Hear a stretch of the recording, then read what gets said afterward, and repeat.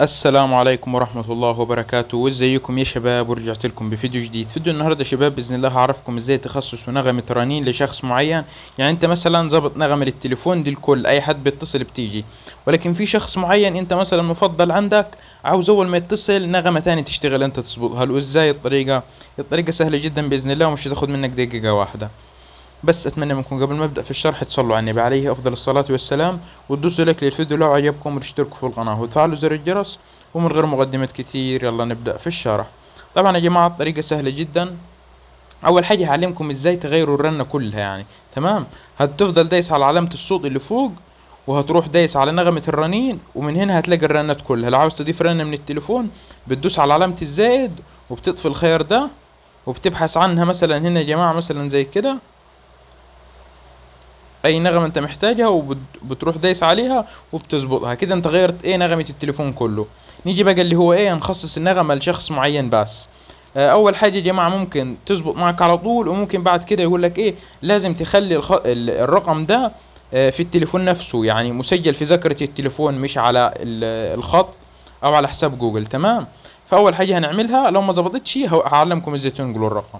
انا مسوي لكم الرقم زي ده، هدوس على علامة التعجب اللي هو التفاصيل بتاعة الرقم يعني، وبعد كده هروح دايس على التعديل، اكني رايح اغير الاسم مثلا او ما شابه، وهنزل تحت هنزل، هروح دايس عرض المزيد، بعد كده هنزل مرة تاني، هنزل هلاقي نغمة الرنين هدوس عليها، وزي ما انتم شايفين بيقول لي نغمة الرنين الافتراضية اللي هي العادية. هقول له لا انا عاوز اغير النغمة دي خليها حاجة تانية. اما هتختار من النغمات اللي انت حاططها دي، مثلا وليكن انا هضيف النغمة دي يا جماعة اهو، وهروح راجع كده. النغمة دي اتضافت عندي بسهولة جدا اهو يا جماعة. لو تلاحظوا معناها اول ما الشخص ده هيتصل عليا هتروح شغال النغمة دي مباشرة. هتدوس حفظ هيقول لك تم الحفظ بنجاح. تمام. هندوس على تعديل ونروح تاني عليها برضو، وندوس على عرض المزيد ونروح على نغمة الرنين. لو عاوزين نضيف نغمة من التليفون بتدوس على علامة الزائد اللي فوق دي وبنلغي دي، وبنكتب مثلا اسم النغمة اللي احنا عايزينها هنا، مثلا وليكن انا عاوز اضيف دي. هروح راجع كده انا ضفتها يا جماعة،